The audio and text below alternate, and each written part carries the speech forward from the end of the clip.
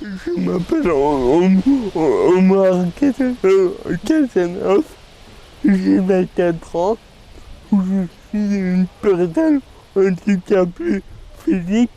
Donc, mon nom exact, ça s'appelle IMC, donc infirme moteur cérébral. J'habite dans le quartier de la Préa depuis 2008, donc à peu près 15 ans, quoi. Et j'ai remarqué que d'année en année, le quartier, il tend à, comment dire, il tend à l'ambiance, les infrastructures, etc. Ça va pas du tout, que les bâtiments, que, que, que, qu'il y a de moins en moins d'activités, etc. Récemment, je suis devenu président d'un comité de la Préa, et donc on espère redynamiser un peu le quartier. Je m'appelle Stéphanie Palguen, je suis éducatrice spécialisée et chargée de projet pour le projet Terra Via, qui est un projet d'agriculture sociale en milieu rural. Donc si vous voulez me suivre, on va prendre le chemin. Ici, en fait, on est sur la ferme Larocque. Donc la ferme Larocque, elle existe depuis vraiment très très longtemps, elle appartient à Louis Larocque. Et nos accueillants aujourd'hui pour ce projet sur Terra Via, c'est Camille et Marie qui nous accueillent donc tous les jeudis avec deux bénéficiaires qui viennent ici vraiment tous les jeudis. Donc eux finalement c'est deux personnes, donc c'est de l'accueil en milieu rural. Donc nous, comment on fonctionne? En fait finalement on prend des personnes qui sont porteuses de handicap vraiment sur le projet de Terra Via. Et on va les jumeler avec un milieu rural qui va vraiment répondre à leurs besoins. Donc on a toutes sortes de projets, on peut travailler autant par exemple avec Hexapoda qui travaille avec les insectes, avec Environnement et Progrès. On est ici sur la ferme Larocque, on est à la ferme au Moulin. On a aussi des projets avec des animaux comme la ferme de l'Astrée qui est une ferme pédagogique. Et Natagora aussi qui fait vraiment du travail au niveau de l'environnement et du milieu des réserves naturelles et des insectes. Et donc une fois qu'on a trouvé le projet qui va correspondre aux besoins de la personne porteuse de handicap, on va les jumeler ensemble et donc on va faire en sorte que ça fonctionne. Par exemple, on commence par 3 jours d'essai et au bout de ces 3 jours d'essai, on voit si on continue le projet ou pas. Et donc ça peut soit faire du court terme ou alors du long terme pour certaines personnes.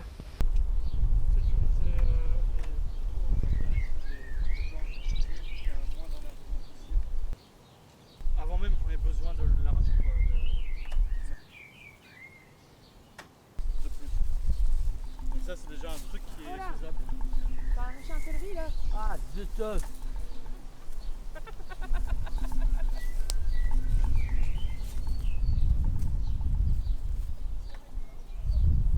Je m'appelle Daniel, j'ai 48 ans, je travaille ici. Et qu'est-ce que tu fais ici du coup? Je travaille quand on a cueilli les radis. Et après on a fait les haricots. Ok. Et ça fait combien de temps que tu travailles ici? C'est tous les jeudis. Ok. Et quoi, t'aimes bien? Ouais. Qu'est-ce que t'en penses et tout ça? C'est bien, je continuerai, j'arrête pas. Ouais, c'est vrai? Oui. Quoi? J'aime bien travailler ici. Et à quoi que t'aimes bien par exemple quand t'es ici? Je travaille avec des carottes, céleri et haricots et radis. Et mes courgettes qu'on a fait. Et quoi, ça te fait du bien? Qu'est-ce que ça t'apporte quand tu... Ça veut du bien, je viens travailler. Ouais? Ouais, je continuerai. Et quoi, tu préfères être comme ça à l'extérieur dans les champs ou... Oh non, sérieux dans le champ. Hein. Ouais? Ouais. Pourquoi? J'ai envie. Donc l'origine du projet, c'est finalement l'Europe qui a fait un appel à projet en 2014 exactement. Et donc à cette période-là, il y a eu plus ou moins une quinzaine de projets, dont Terra Via qui a répondu à l'appel à projet. Nous, on n'a pas répondu en 2014, mais en 2018 exactement. Et donc, un petit peu partout en Wallonie, finalement, on a ces projets qui correspondent à chacune des provinces. Nous, on travaille avec des personnes porteuses de handicap, mais il y a d'autres types de publics fragilisés qui peuvent aussi intervenir dans ce type de projet. Je m'appelle Kalejuro Chimeta. Je travaille ici à Tervilla tous les jeudis avec Stéphanie et Daniel. Je travaille des années, jeudi, le 30, et puis je travaille dans un centre, et voilà. Et puis voilà. Et puis j'habite chez moi, voilà. J'ai un frère et j'ai un amoureux. Voilà, c'est fait. Merci. Voilà. Tu fais quoi ici alors? Je travaille de radis, d'haricots et l'haricot. Et ça fait longtemps que tu travailles ici? Oui, juste longtemps je travaille. Et t'aimes bien ici? Oui, j'aime bien ici. Et qu'est-ce que t'aimes bien faire ici? J'aime bien les aubergines, les courgettes, les carottes, il y a tout. Il y avait. Et comment tu te sens quand tu es ici alors? Je sors bien, je travaille dur, voilà, la Tervilla, tous les jeudis, je travaille tous les jeudis. Donc nous, finalement, le public cible, ça va vraiment être une personne qui va avoir un numéro de la VIC. Et on ne va pas spécialement sélectionner des personnes qui doivent avoir une certaine rentabilité. Finalement, en fait, on part quand même de la demande des personnes, donc ça ne va pas être la famille qui doit faire la demande, ou alors si la famille fait la demande, nous on vérifie vraiment auprès de l'accueilli s'il a vraiment envie de faire ce type de travail-là.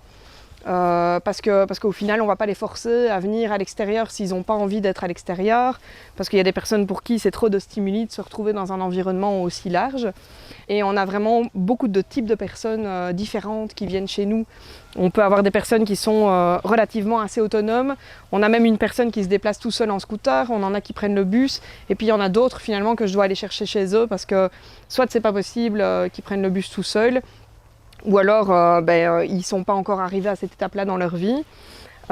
J'ai des personnes sur le terrain qui sont plus là pour profiter du cadre environnemental et puis profiter de l'environnement, qui s'assoient presque tout le long et puis qui regardent le paysage, puis parfois qui donnent un tout petit coup de main, alors que j'en ai d'autres qui sont vraiment des gros bras et qui vont donner un coup de main assez conséquent pour les maraîchers.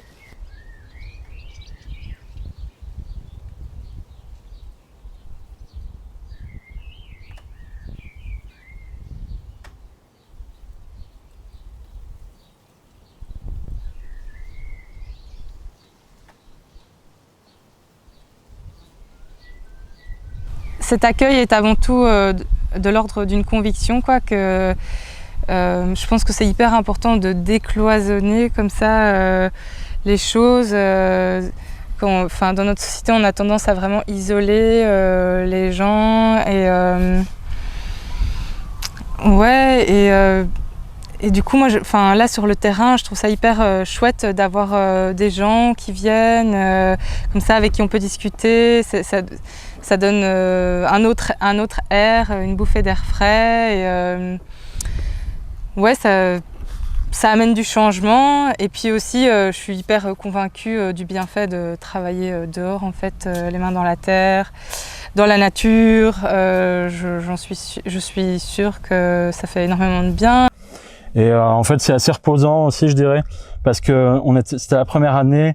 On s'était dit, la première année, on va se concentrer sur les légumes. On verra pour les associations plus tard. Ça s'est presque proposé à nous sans qu'on ait d'efforts à faire pour les démarcher. Du coup, on a accepté vu qu'ils sont presque proposés spontanément.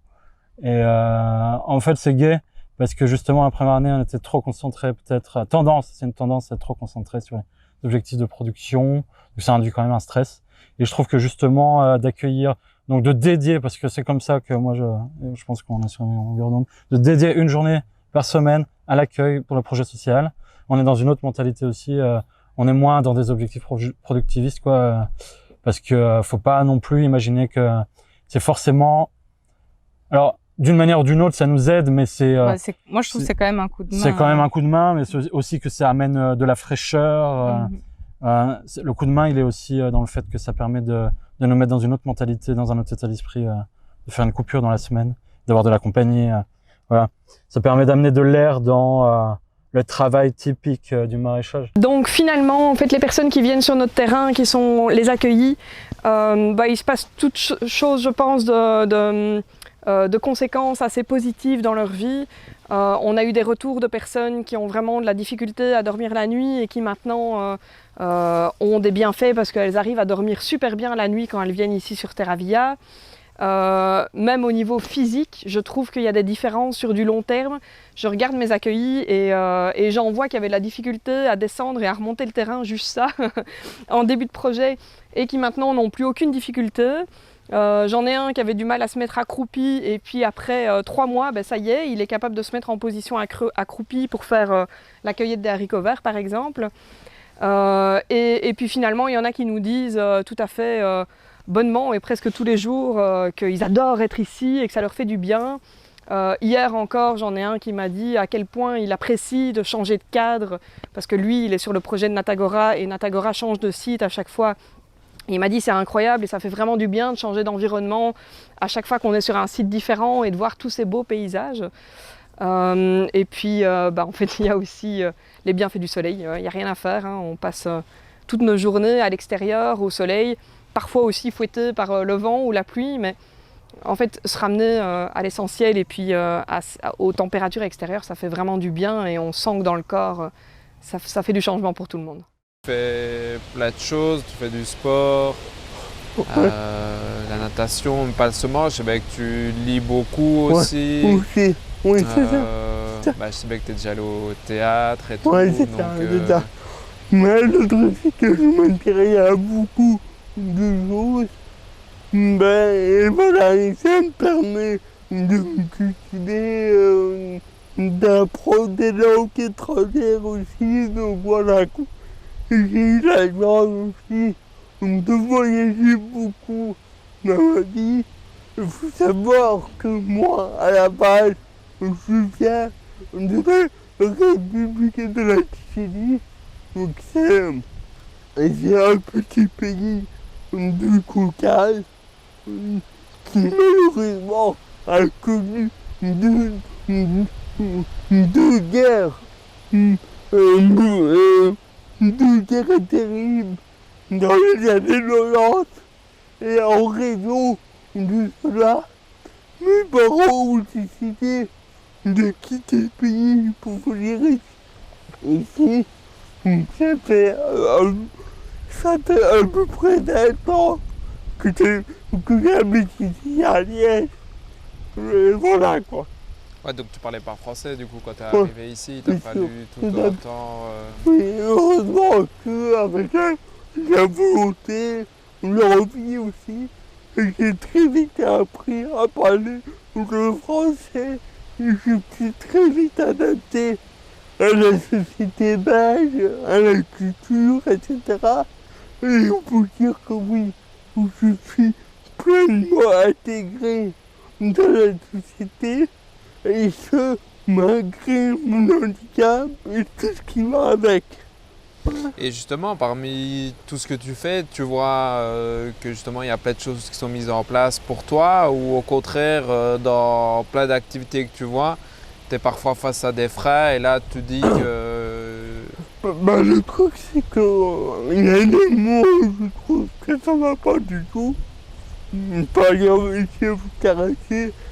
Vous avez des endroits peu adaptés aux personnes handicapées.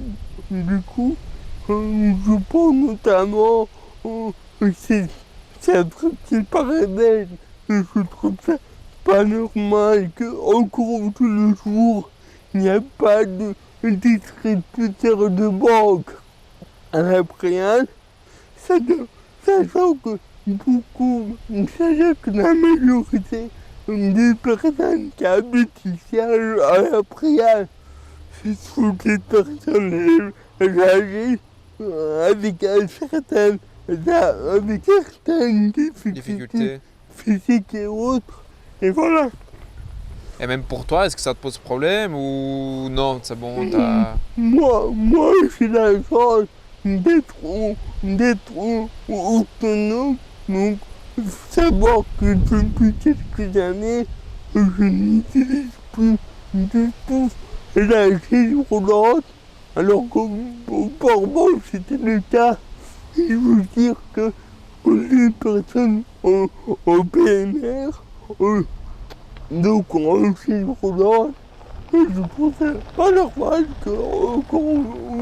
qu'encore aujourd'hui, il n'y a pas de banque à Priane. Bonjour et bienvenue à la Potion Magique.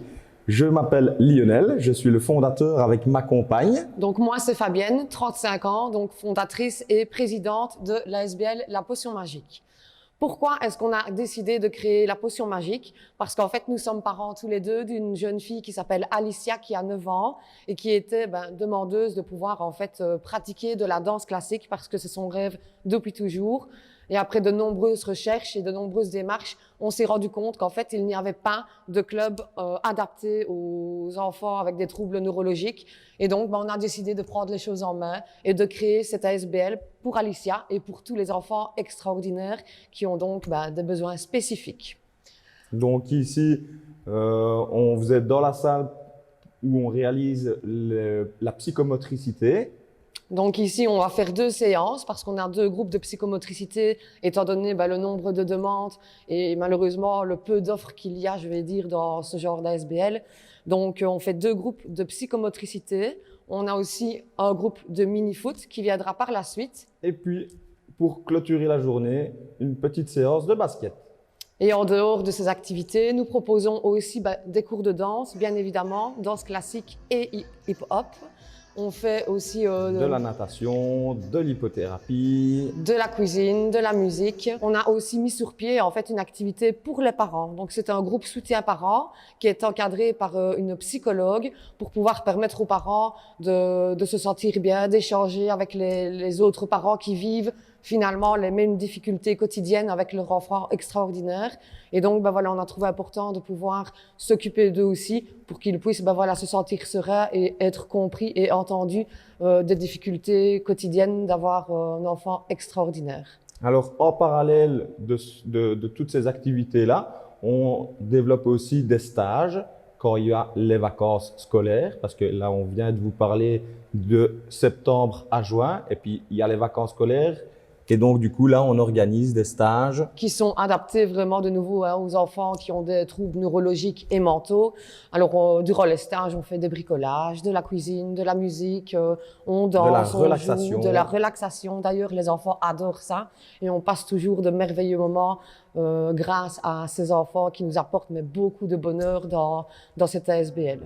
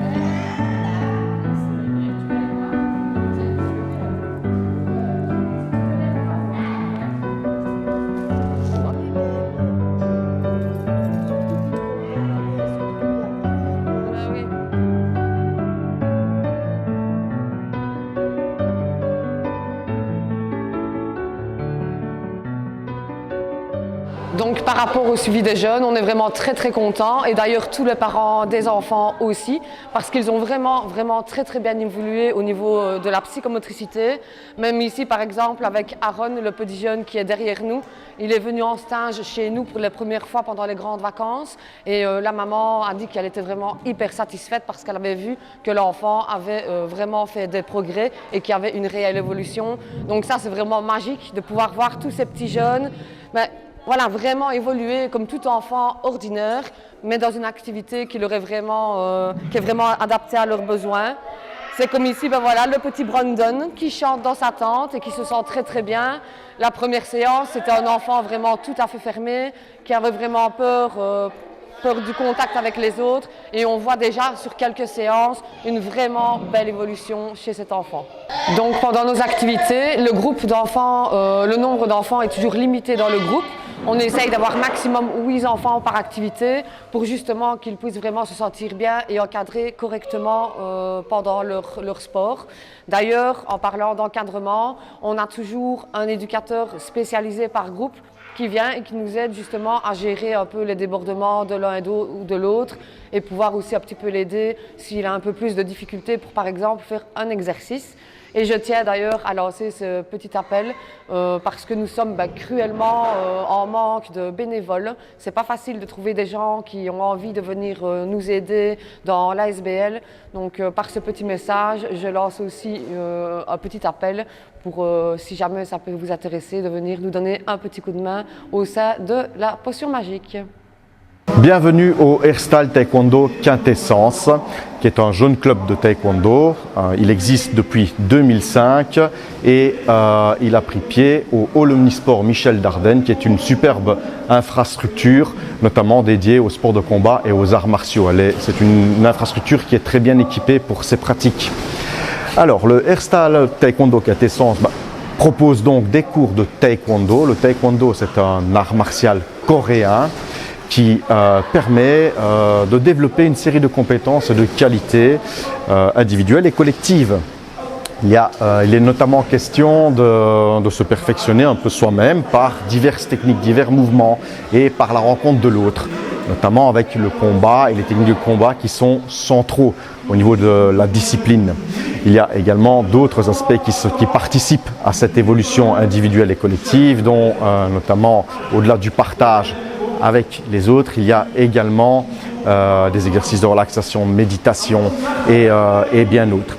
Le club de Herstal a notamment quelques particularités, dont entre autres celle de consacrer une très grande importance à l'inclusion de toutes et tous. Alors le club accueille différents pratiquants et pratiquantes issus de diverses origines, avec un bel équilibre au niveau des genres, filles, garçons. Et il y a notamment aussi des personnes porteuses de handicap. Il y a quelques années, des parents étaient venus me trouver, des membres de la famille des personnes concernées par les problèmes de handicap. Elles étaient venues me trouver, ces personnes, en me disant est-ce qu'il existe des cours particuliers, des cours spécifiques pour les personnes porteuses de handicap, et ce n'est absolument pas le cas. Et donc l'idée a été plutôt de proposer, d'expliquer aux parents que notre approche était plutôt celle d'essayer d'accueillir les personnes porteuses de handicap au sein des cours consacrés aux autres personnes. Cela a enchanté notamment les familles des personnes concernées parce qu'elles ont manifesté, ont exprimé en tout cas des difficultés à accéder aux loisirs et notamment au sport. Par ailleurs, elles ont souvent expliqué qu'elles ont un parcours parallèle. Bien souvent, les personnes porteuses de handicap suivent durant leur enfance, leur adolescence et peut-être l'âge adulte aussi des parcours spécialisés, dans l'enseignement spécialisé qui a certainement toute son utilité, mais qui pose quand même probablement une fragilité dans la mesure où l'ensemble de la collectivité, l'ensemble de la société ne vit pas dans la même sphère finalement. Nous évoluons dans des parcours parallèles. Et donc nous n'avons pas forcément non plus l'habitude nous-mêmes de partager des moments et d'évoluer avec les personnes porteuses de handicap. C'est ce que, avec le taekwondo, en toute modestie, Et nous essayons de dépasser. Nous essayons de dépasser un peu ces complications pour essayer de construire ensemble avec donc la personne porteuse de handicap qui participe notamment aussi au débat et à tout le processus du taekwondo. Par exemple, ce processus va demander à chaque élève de pouvoir gérer un cours entier, notamment pour présenter des grades. Évidemment, il y a une pédagogie et tout un système qui permet aux personnes de s'approprier cette responsabilité. C'est une grande responsabilité que de donner cours. Petit à petit, les élèves vont commencer d'abord par animer un petit groupe en expliquant un mouvement. Et puis ensuite, ce sera un deuxième mouvement. Et puis et petit à petit, les briques s'empilent pour former un bel édifice. Et les personnes porteuses aussi de handicap s'inscrivent clairement dans ce processus aussi, et chacun avance à son rythme.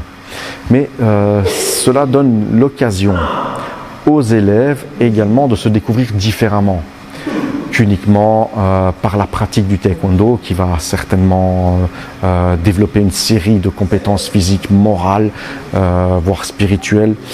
Là, l'idée, en quittant la position d'élève, la personne va également développer des responsabilités collectives et être attentive. Et ce qui est observé par ce processus, c'est que notamment les personnes porteuses de handicap sont quand même à leur aise là-dedans. Et d'ailleurs, une des personnes donne cours avec nous.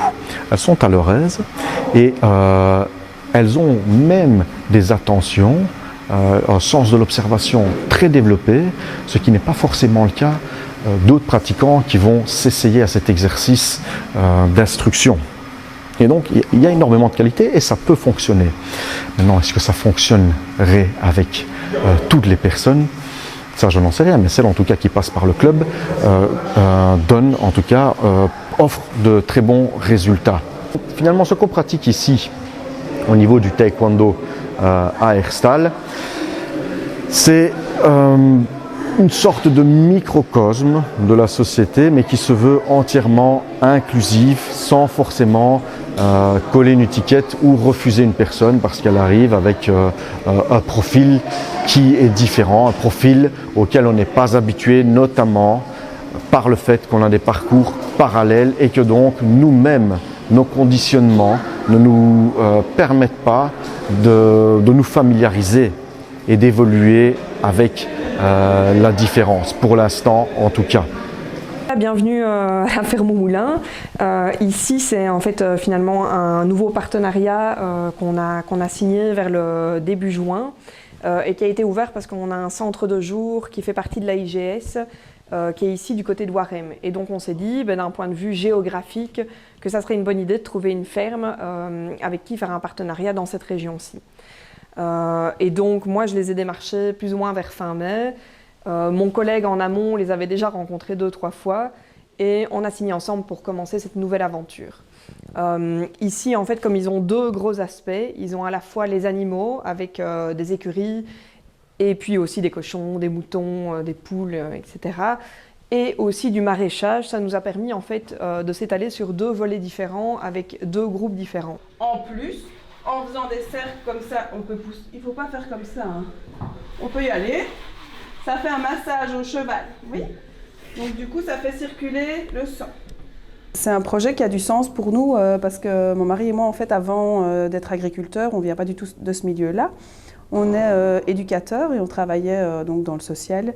Et quand on a créé ce projet ici, on avait vraiment envie de pouvoir l'ouvrir à toutes sortes de personnes, enfin voilà, vraiment pouvoir aider des personnes dans le besoin, des personnes en burn-out qui sont perdues, ouvrir à des personnes handicapées, voilà, que tout le monde puisse un peu profiter des bienfaits de la ferme. Donc quand ils nous ont demandé pour travailler avec nous, c'était...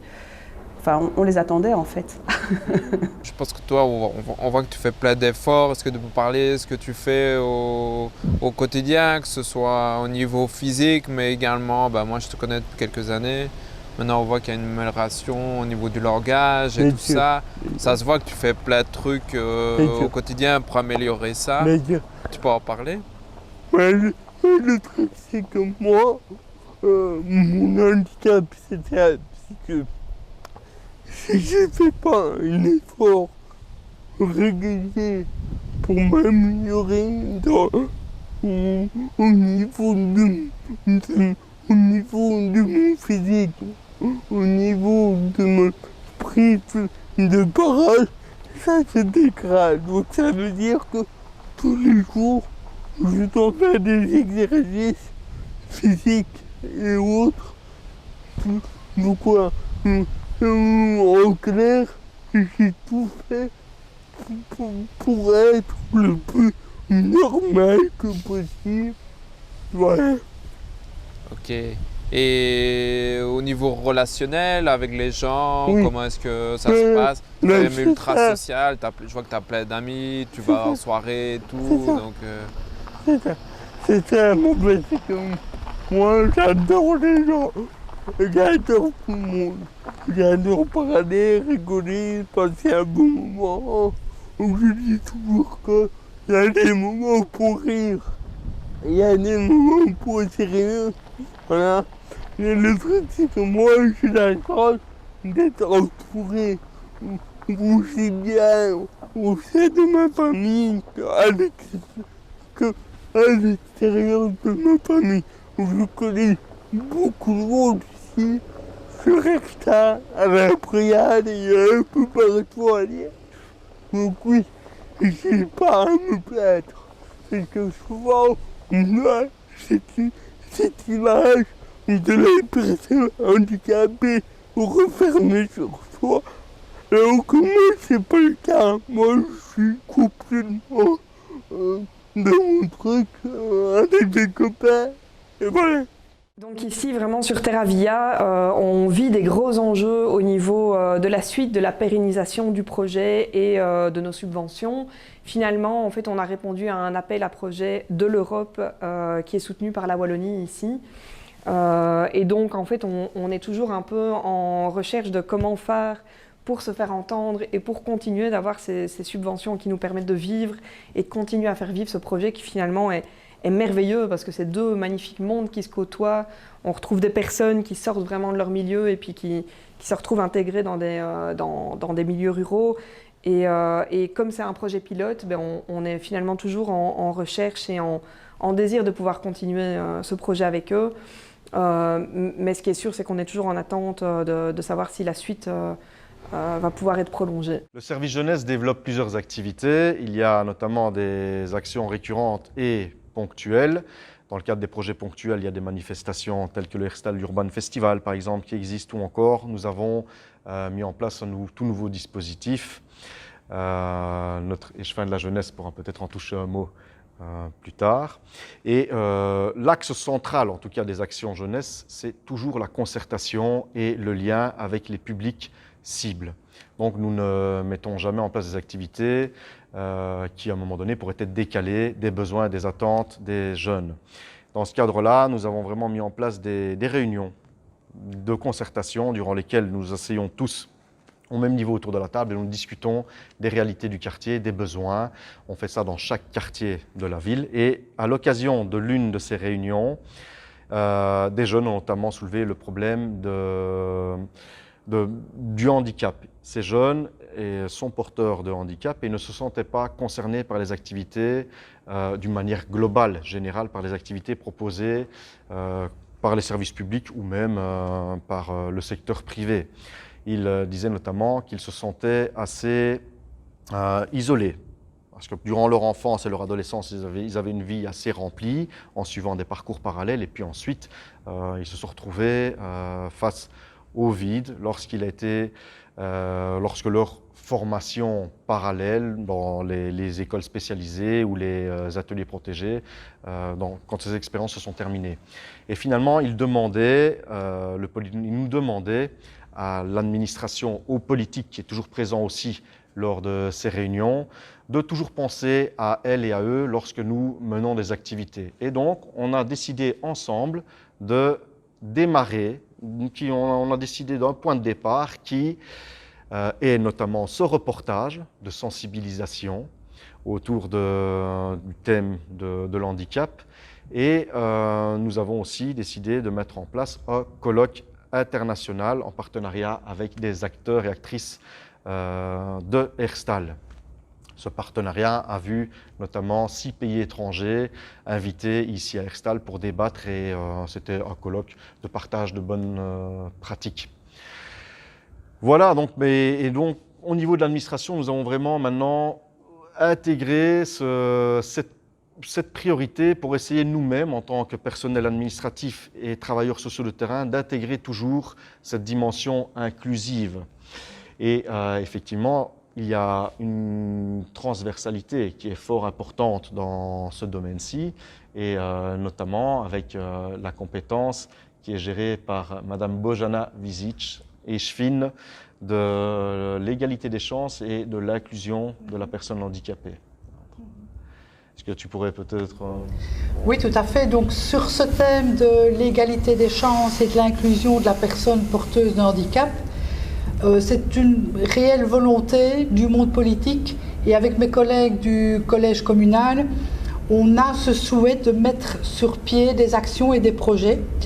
Et notamment, un des projets qui a retiré notre attention, c'est de pouvoir créer un conseil consultatif de personnes avec des besoins différenciés et qui comprendrait bien sûr des personnes porteuses de handicap, mais aussi le monde associatif et des ASBL qui sont en lien avec ces personnes-là.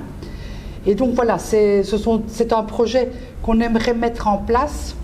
Et le but, bien sûr, c'est de mener des actions sur le long terme.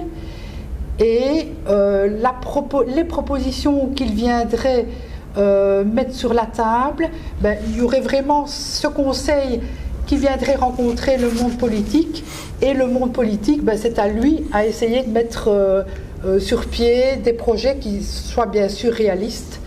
Et voilà, c'est vraiment la volonté de la ville de Herstal, c'est d'inclure toutes les personnes et de ne mettre personne sur le côté. Voilà. Oui, ça s'annonce bien. En même temps, on parlait de transversalité et notamment l'échevin de la jeunesse et président du CPS, Stéphane Otschenzen, qui a aussi énormément à travailler, tu disais tout à l'heure, sur les plus jeunes générations. Oui. Et donc, au sein du collège communal, avec nos différents collègues, nous sommes effectivement sensibilisés à cette thématique depuis un certain temps maintenant. Mais il est clair que notre présence sur le terrain, par l'intermédiaire de celle-ci, au niveau des différentes réunions, notamment jeunesse, qu'on peut organiser dans les quartiers de Herstal, certaines thématiques sont apparues très importantes, dont celle de l'inclusion de la personne handicapée au sein de la société, au sein du monde du travail par exemple aussi. Et effectivement, tout un processus a été mené puisque ça a en quelque sorte servi d'électrochoc finalement pour, comme ça a été précisé tout à l'heure, pour développer des activités et pour tenter d'inclure un maximum ces personnes porteuses de handicap. Alors effectivement, il y a un travail à réaliser dès le plus jeune âge au sein de nos jeunes générations en amont afin de leur expliquer la situation parce que ça peut effectivement générer parfois un sentiment de mal-être, à la fois parmi la personne porteuse de handicap en tant que telle, mais aussi par rapport aux jeunes qui se trouvent face à cette situation qui peut effectivement être problématique. Donc il y a tout un travail à effectuer d'explication, de pouvoir informer les jeunes par rapport à cette thématique importante. Et le politique a effectivement un rôle important à jouer dans ce cadre-là, dans nos différentes attributions. C'est effectivement une problématique transversale qui concerne beaucoup d'acteurs. Et pour en citer uniquement quelques-uns, la jeunesse en fait évidemment partie, le sport, la culture et le plan de cohésion sociale de ma collègue Bojana ont tous un rôle fondamental à jouer dans ce cadre-là. Et donc, comme je le disais, dès le plus jeune âge. Et c'est vraiment une mission importante que celle-ci et qui est bien imprégnée au sein de notre collège communal. Nous accordons une grande importance au retour du terrain par rapport à ce que les citoyens pensent, à ce qu'ils nous font remonter comme réflexion, comme remarque. Tout ceci est relayé par l'administration, mais aussi par nous-mêmes qui sommes présents en permanence sur le terrain avec l'administration. Et il est C'est important de préciser ici qu'on travaille, politique et administration, main dans la main par rapport à cela. Donc nous sommes présents ensemble sur le terrain pour faire remonter les idées donc des citoyens. Et c'est peut-être une particularité herstalienne, mais comme je le disais, donc on travaille véritablement main dans la main afin d'atteindre ces différents objectifs. Et ici plus particulièrement par rapport à la thématique qui nous occupe, à savoir donc l'inclusion de la personne porteuse de handicap.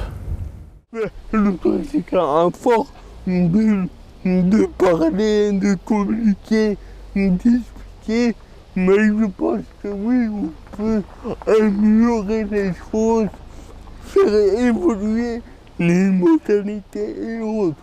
Voilà. Et tu auras un dernier message pour finir de manière générale, un mot que tu as envie de dire? Mais j'ai envie de vous dire tout simplement, vivez comme vous vivez selon vos envies, vos passions, peu importe ce que nous approche de vous. La vie est courte, vivez-la à fond. Et voilà.